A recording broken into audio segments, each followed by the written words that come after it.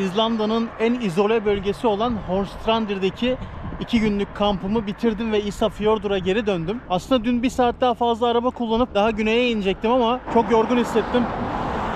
Tekrar burada kaldım. Ísafjord'da kaldım. Bugün Snafelnes Yarımadası'na doğru yavaş yavaş ineceğim. Etraftaki sisi görüyorsunuz değil mi? Aslında bu sis değil arkadaşlar. Bu birkaç gün önce Grindavik bölgesinde patlayan yanardağın çıkardığı küller aslında. Kaç yüz kilometre mesafe var arada ve buraya kadar gelmiş. Ísafjordur. Kuzeybatıdayım şu an. Olay bölgesi, yani patlayan yanardağ güneybatıda. Baksanıza. Bunlar şey değil ha. Sis değil. Tamamen toz bulutu. Tamamen yanardağın çıkardığı toz bulutu arkadaşlar. Ufak ufak yolumuza devam edeceğiz bakalım. Ha, bildiğin tek şeritte tünel yapmış adamlar. İleriden böyle araba geldiğini fark ettiğinizde şey oluyor. Sağda böyle park etme yerleri oluyor. Her yerde olmuyor tabii ki. Böyle bazı yerlerde o tarafa doğru park ediyorsunuz. Diğer karşıdan gelen araç geçtikten sonra yola devam ediyorsunuz. İlginç. Bakın şuradaki gibi cepler oluyor böyle. Şimdi tekrar devam edebiliriz.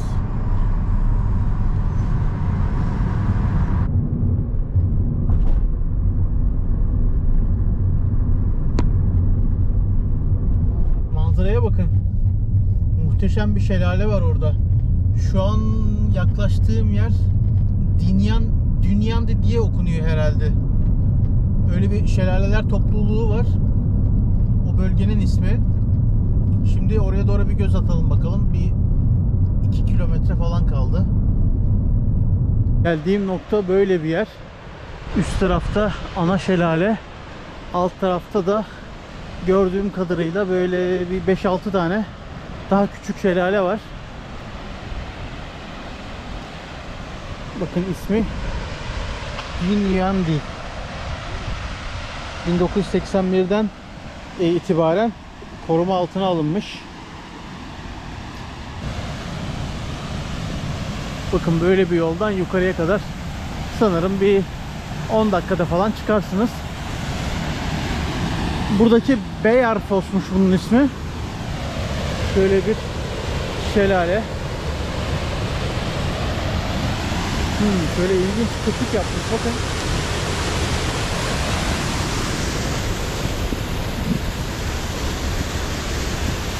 Wow.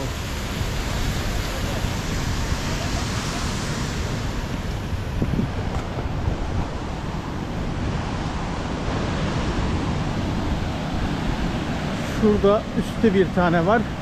Hundafoss. Şurası. Bu nispeten küçük.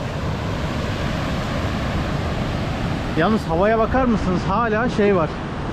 Bu volkan patlamasından gelen toz bulutu. Bu bölge 15. yüzyıldan itibaren, yani 15. 16. yüzyıllarda böyle nispeten zengin çiftçi diyebileceğimiz kesim tarafından kullanıyormuş arkadaşlar. Bakın 2 tane de burada var. Müthiş gerçekten ya. Yani İzlanda'nın her bir köşesi, hani belki atıyorum böyle 2 hafta falan gezmeye gelseniz benim gibi birçok şelale göreceksiniz. Belki sıkılacaksınız, sıkılırız diyeceksiniz ama ben hiç sıkılmadım. Hepsi birbirinden farklı ve hepsi birbirinden güzel. İçlerinden böyle en iyi ilk 5 falan çıkartabiliriz tabii ki ama yani hepsini görmek, her köşe başına durmak gerekiyor gerçekten.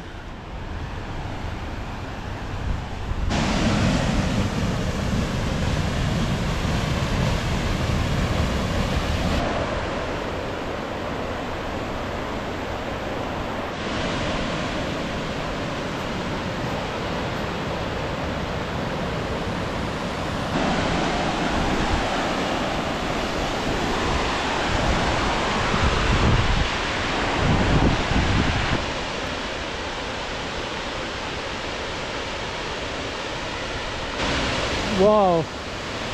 Mükemmel gerçekten. Şuraya bak ya. Basamak basamak.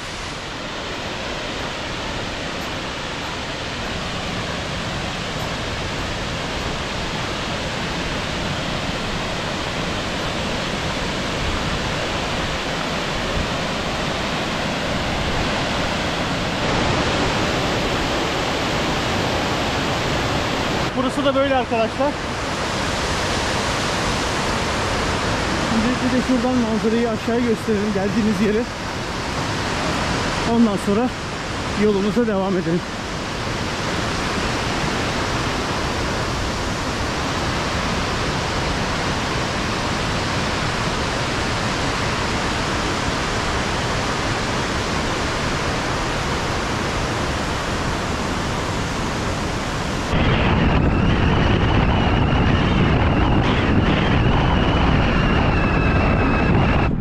Yol üzerinde giderken herhangi bir kanyon.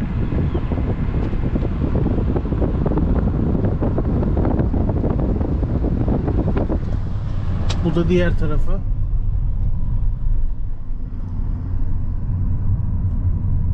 İnsanın böyle her köşe başında durası geliyor. O yüzden gideceğim yerlere biraz geç kalıyorum. Yalnız bu görüntü normalde daha net.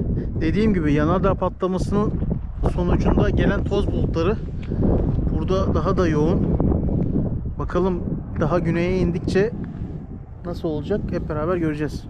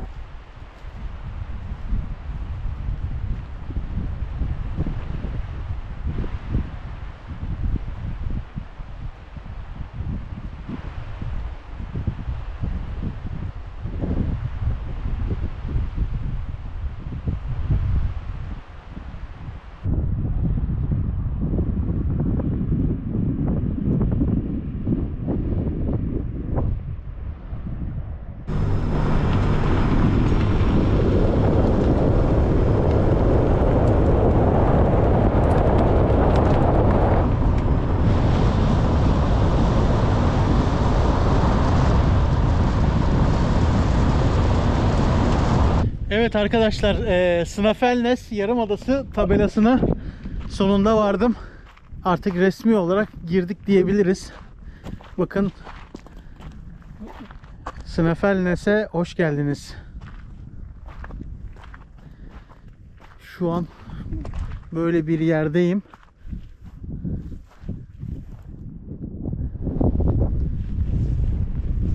Bakın, yollardan bahsetmek istiyorum. İzlanda'nın her yerinde böyle kaymak gibi yollar beklemeyin. Bakın, böyle çoğu yol bir numaralı yol dışında, Route 1 dedikleri yol dışında, bakın böyle diğer yollarda böyle çok göreceksiniz. Çakıl yollar veya böyle köy yolları gibi.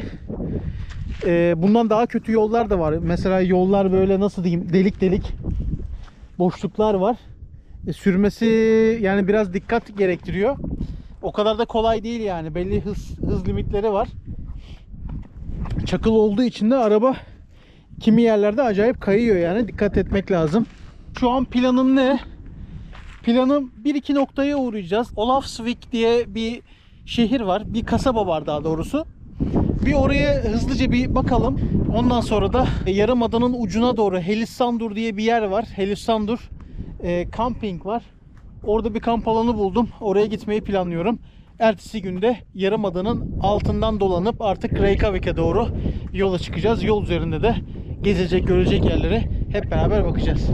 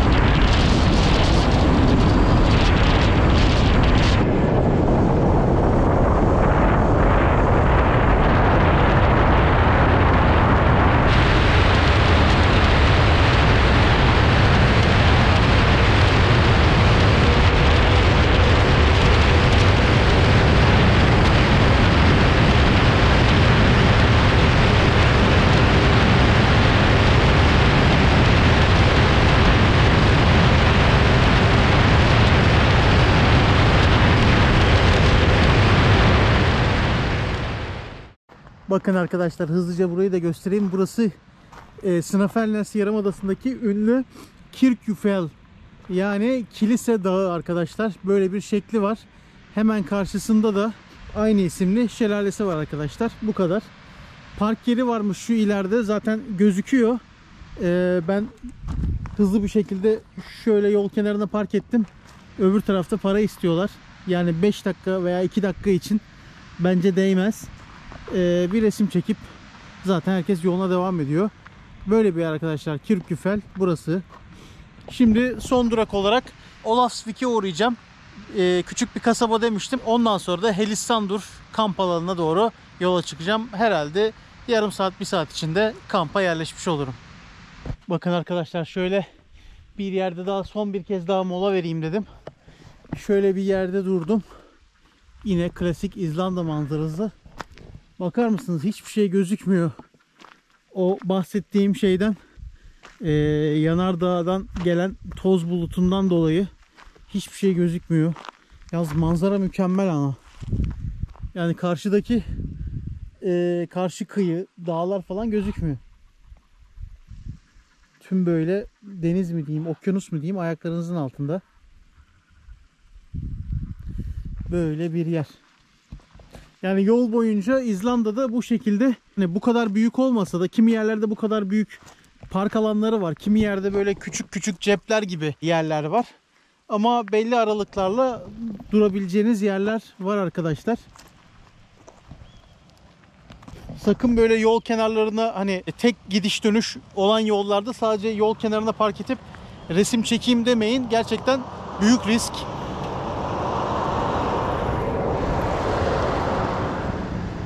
Ancak bu şekildeki park alanlarını şey yapın. Çünkü araçların nereden ne zaman çıkacağı belli olmuyor. Bu da bu şekilde not olsun. Şimdi size Olavsvik kasabasını gösteriyorum. Şöyle bir park alanına geldim. Bakın şöyle çok güzel bir plajı var. Küçük bir plajı var. Şu karşısı liman oluyor. Şöyle çok güzel piknik yeri yapmışlar. Şöyle bakayım, uca kadar götüreyim sizi. Çok güzel yerler gerçekten. Şöyle.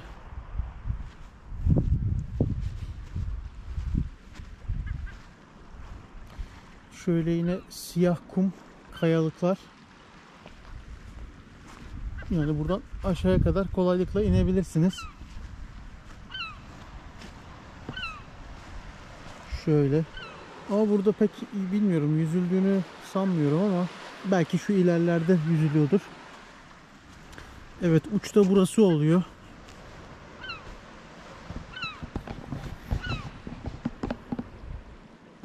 Evet arkadaşlar, böyle bir yerdeyim. Olavsvik, şöyle şu ileride bir bilgilendirme panosu yazıyor. Şimdi Olavsvik hakkında da küçük bir bilgi vereyim. Burası, yani buraya zamanında Danimarkalılar hakimken 1687 yılında Danimarka Kralı tarafından Olavsvik kasabasına ticaret merkezi ya da ticaret yeri sertifikası gibi bir şey verilmiş. O yüzden önemli olduğunu belirtiyorlar. Şimdi bakayım, şu limana doğru bir gidelim bakalım. Ondan sonra çok durmadan yoluma devam edeceğim. Kamp alanına da az bir zaman kaldı zaten. Böyle. Evet arkadaşlar, böyle İzlanda'da bunun gibi çok güzel küçük kasabalar var. Yani her geçtiğiniz yerde insan mutlaka durmak istiyor. Gerçekten şunu net olarak söyleyebilirim ki bugüne kadar gezdiğim 68 ülke içerisinde sanırım şu an karar verdim, galiba gezdiğim en güzel ülke İzlanda diyebilirim.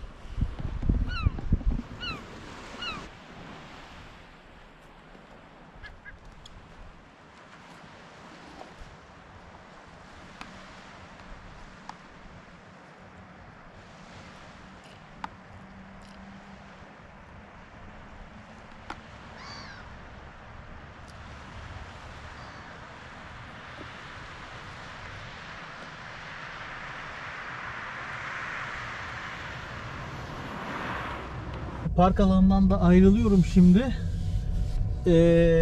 2 dakika içinde aşağıya inmiş olacağız. Hep beraber Olasvik'in merkezi, küçük merkezi nasılmış hep beraber bakalım. Zaten şu görünen yer kadar.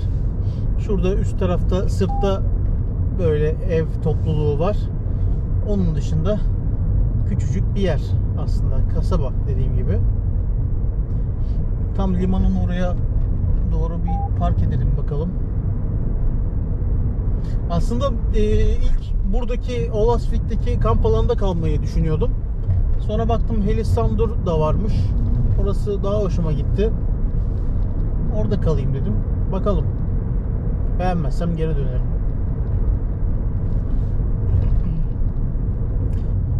Şimdi insanların çoğunlukta olduğu yere vardığımız için hız sınırı 50'ye düştü. O yüzden radar falan koyuyorlar. Dikkatli olmak lazım.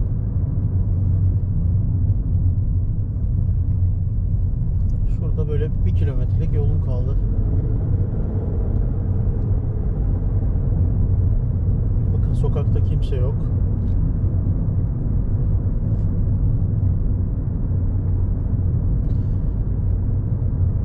Bir tane benzin istasyonu, hatta 2 tane. Bir tane de arkada var. Orkan. Bu da N1.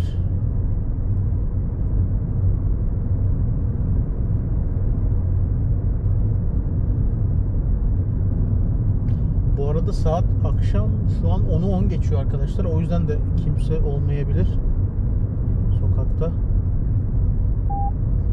Bakıyorum dükkanlar da kapalı.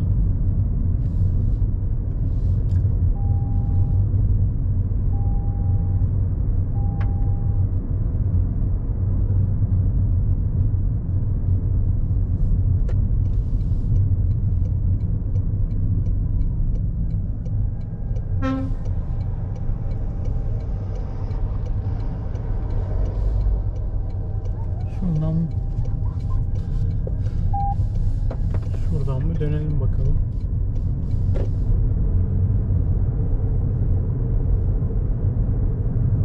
Yani bildiğiniz limana geldim işte. Pek de bir şeyi yok yani. Şuradan dönebiliriz aslında.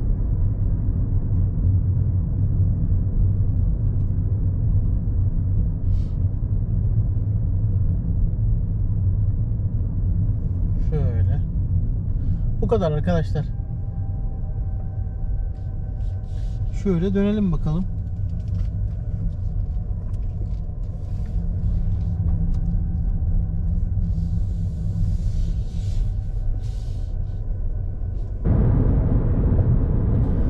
Evet, şimdi kamp alanına doğru gidiyorum. Böyle bir 5-6 dakikalık sürüş yolu kaldı.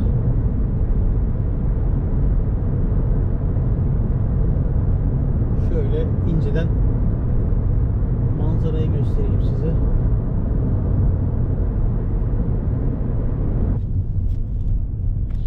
Bakın, görüyor musunuz arkadaşlar? Helisandur'a giden yolda yol üzerinde zaten tabela da vardı. Yol üzerinde inanılmaz fazla kuş var. Yere konuyorlar. Yolun üzerine konuyorlar. O yüzden hız limiti 70 diyor ama yani çok fazla var.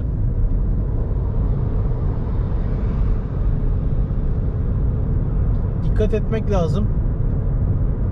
Helisandur kamp alanına geldim. Şöyle kısaca ilk izlenimlerimi anlatayım size. Bir kere çok kalabalık, inanılmaz kalabalık. Yani zar zor şu köşede bir tane yer buldum. Girişte şurada bir tane bina var ya, uzun bir bina. Onun oradan böyle geliyor. Bakın buralarda hiç yer yok. Şuracıkta, şu köşede bir tane yer buldum. Buraya kurdum. Başka da yok gibi. Ondan sonra bakın şöyle. Sanırım bunlar lavlardan oluşmuş lav kayaları. Volkan tüfü gibi bir şey herhalde. Şeyler, bu kayalar. Üzerleri zamanla yosun bağlamış. Ya böyle lav kayalarının lav tarlası gibi bir şey aslında. Baksanıza, her taraf kayalık. Şöyle göstereyim. Şöyle. Şuracıkta. Bakın şu ileride, ortada bir tane bina var. Soldaki mutfak oluyor. Ve hemen yanında erkekler tuvaleti. Sağ tarafta da bayanlar tuvaleti var. ve banyosu aynı zamanda. Bu şekilde şimdilik böyle çadırımı kurdum. Her şeyim hazır. Şimdi mutfağa gidip bir şeyler atıştıracağım. Ondan sonra da yatarım. Yarın yola devam.